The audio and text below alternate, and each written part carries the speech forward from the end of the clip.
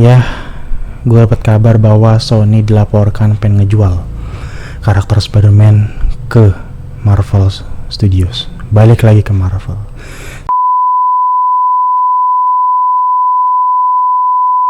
Sebenarnya rumor kayak gini tuh udah lama banget ya. Ada yang bilang dari 2024, 2023. Tetapi lebih tepatnya setelah penayangan Spider-Man No Way Home, yaitu awal tahun 2022. Januari, Februari, pertengahan Februari itu udah ada percikan-percikan. Ya. Pertengahan Februari sampai awal Agustus kencang banget itu rumornya. Reddit, Twitter, Metantusian Hello, Daniel Richman, RPK, The Culture Net, semua. Di sisi lain, rumor-rumor kayak gini tuh ya meskipun rumor ya dan tidak terbukti keabsahan kebenarannya ya. Meskipun ini rumor, hati gue tuh bilang, yes, mampus lu Sony. Karena kenapa? Gua itu udah dikecewain banget sama Sony Spider-Man Universe. Dan bagaimana perlakuan Sony ke Spider-Man Universe dan bagaimana Sony tidak memanfaatkan karakter IP Spider-Man dari Marvel sebaik mungkin. Mau tau nggak yang dipikiran Sony itu apa? Milking duit terus buat SSU, Sony Spider-Man Universe. Wah, semoga Morbius bagus, Kraven the Hunter, Madam Web, Venom bagus. Endingnya apa? Hancur kan? Bukan terkadang sih ya, selalu bahkan. Selalu Sony itu selalu bergantung banget sama Marvel Studios. Sini gue ngomong serius. Sony itu terlalu bergantung banget sama, terlalu relying, terlalu depending banget sama Marvel Studios. Spider-Man Brand New Day. Kalau sukses kita bagi ya. Nikmatin duitnya aja. Tapi duit hasilnya itu dibikin SSU lagi, film stand alone lagi, gini lagi. Udah, kapan kelarnya tuh SSU? Hancur terus. Jujur aja ya, semenjak Venom Let There Be Carnage yang kedua, gue harus ngomong, aduh hancur banget pak. Venom The Last Dance yang terakhir tuh ya, penutup trilogi Venom, gue harus akui ya alhamdulillah lah, masih bisa gue maafin lah. Let There Be Carnage, Allahu Akbar, ceritanya hancur, pendalaman karakter ya, Carnage-nya creepy, serem, tetapi secara pembawaan karakter kurang teror, kurang serem, kurang mengancam. Tidak seperti apa yang gue bayangkan ketika membaca komiknya. Waduh, merinding bulu jaket lu gitu. Venom Let There Be Carnage. Kemudian ada Morbius, gue harapkan nih film SSU R-rated yang gue harapkan bisa menjadi suatu formula baru bagi Marvel yang pada saat itu belum ingin membuat film R-rated, dan pada saat itu juga belum ada niatan bikin Deadpool and Wolverine yang R-rated sadisnya banget. Masuk Madam Web, hancur banget. Masuk Oscar dong Madam Web. Oscar. Madam Web, gue harus ngomong Oscar trophy ya. Give them a trophy. Gue baru nonton Madam Web, Allahu Akbar, ya Allah. Jujur apa ya, Madam Web dari segi cast good banget, bukan good lagi, kolosal pak, saking bagusnya. Dakota Johnson, Isabel Mertz, Sydney Sweeney, wow. Gue harus ngomong pemilihan castnya bagus banget, ceritanya Allahu Akbar hancur banget. Dan lu mau tau nggak penyakitnya Sony itu apa?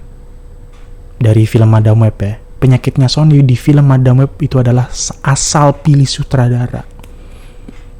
Sutradara Madam Web BTW namanya S.J. Clarkson ya. Dia itu pernah nyutradarain TV series juga ya, Marvel juga yang berjudul Jessica Jones ya.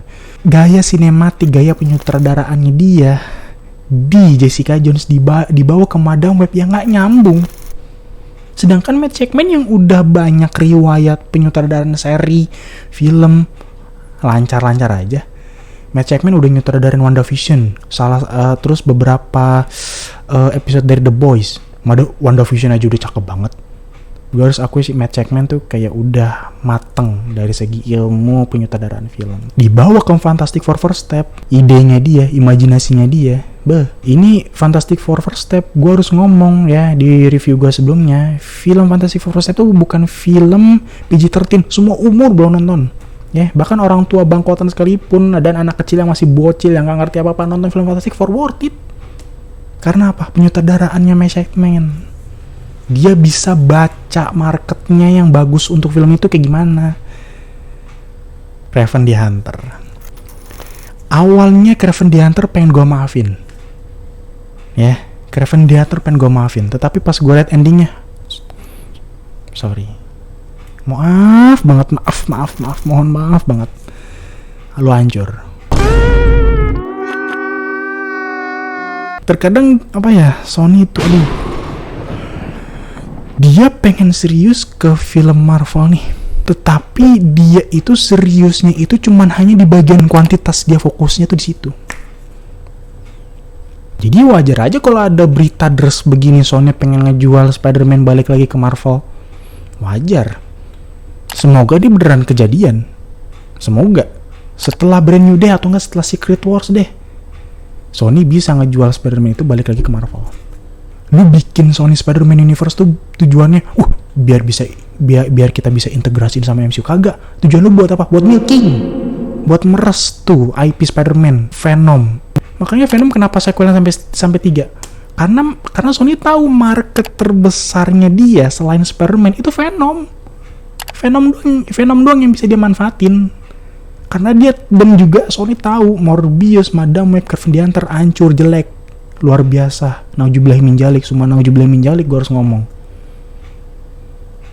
Karena yang bisa dia peras tuh cuma Venom sama Spider-Man. Spider-Man pun dia harus bagi keuntungan. Dia bergantung banget sama Marvel Studios. Gak niat banget. Udahlah.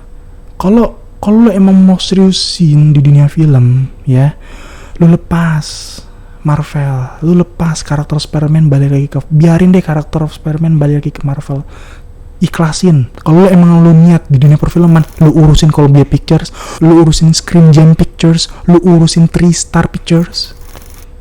Dan yang paling pasti, lu guide sutradara-sutradara yang udah nominasi Oscar ataupun pemenang Oscar, guide James Cameron, guide Christopher Nolan, guide Steven Spielberg, guide Denis Villeneuve, guide Michael Bay, guide Zack Snyder, guide Timo Cahyanto, masuk ke Sony Pictures, Columbia Pictures, apapun, Screen Gems, Constantine Film, 3 Star, terserah.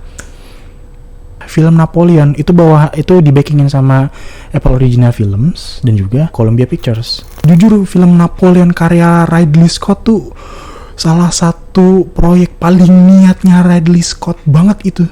Dan Sony Pictures tuh kayak apa ya, gak melihat itu tuh sebagai potensi. Gak ngeliat sebagai potensi bukan berarti milking terus ya. Napoleon, Ridley Scott Napoleon tuh merupakan salah satu film yang gue apresiasi meskipun nominasi Oscar cuma 1, Best Costume Design terbaik, cuma nominasi. Dan gak sukses-sukses amat menurut gue Ridley Scott Napoleon. Tetapi di situ gue menunjukkan bahwa Sony tuh niat ya. Dan itu menunjukkan bahwa Sony tuh bisa. Gue tuh pengen Sony Pictures tuh kayak gitu. Bikin film yang non superhero tapi berkualitas. Dan yang paling pasti ini yang gue tekankan sekali lagi terhadap Sony. Jangan pernah ikut campur terhadap visi dan ide sutradara.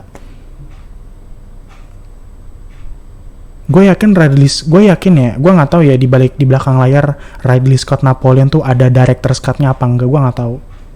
Dan ternyata beneran ada dong director's cut-nya. Itu artinya apa?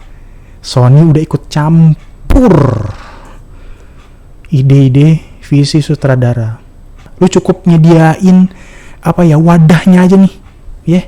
Ntar sutradara nyemplung ya. Let director cooking. Biarkan sang sutradara memasak. Silakan tuh. Lu jangan ikut campur. Nanti bumbunya ini. Jangan. Biarin sutradara nentuin resepnya dia sendiri, enak apa enggak. Jadi rumah produksi yang mandiri. Warner Bros sudah mulai mandiri. Awalnya bergantung banget sama DC, mandiri. Universal agak bergantung sama siapa-siapa sih. Ya paling dia milking Fast and Furious. Paramount Pictures apa lagi? Milking buat Hasbro. Sampai sekarang film Transformers yang crossover G.I. Joe belum ada kan, belum terrealisasi kan. Dan Paramount Pictures bingung, ini gimana gue milkingnya, gimana cara gue ngedapetin duitnya. Kita balik lagi ke Sony Pictures ya, please, lu jadi rumah produksi film yang mandiri. Guys, sutradara terkenal yang berkualitas. Kalau ada sinias baru yang kelihatannya bagus, ambil. Dan jangan pernah ikut campur ide-ide dan visi sutradara yang ingin berkecimpung di rumah produksi itu. Lu cukup nyiapin wadahnya aja, lu enak tinggal terima duit. Gitu sih, sebenarnya itu unek-unek gue terhadap Sony. Gue baru aja nonton Madame Web dan kayaknya emang sudah waktunya IP Spider-Man itu udah lepas dari Sony dan balik lagi ke Marvel. Sudah saatnya. Dan ketika IP Spider-Man balik ke Marvel Studios, gue langsung sujud syukur. Serius, gue langsung sujud syukur. Ini terkesan lebay ya menurut lu ya, tapi kalau bagi gue yang sebagai pecinta pop culture, ketika Spider-Man balik ke tangannya Marvel, gue sujud syukur. Because in Marvel, I trust to Marvel Studios. Eksekusinya pinter. Semoga ini bisa menjadi evaluasi besar bagi Sony Pictures, Columbia, dan seluruh jajaran sub rumah produksi yang lainnya. Ini juga bisa menjadi sebuah cerminan bagi rumah produksi di Indonesia. Ya, jangan kayak Sony. Kalau lo suka like, kalau lo suka banget subscribe. Dari nama gue Bangau dan Ave Bizarian. See you in the next video.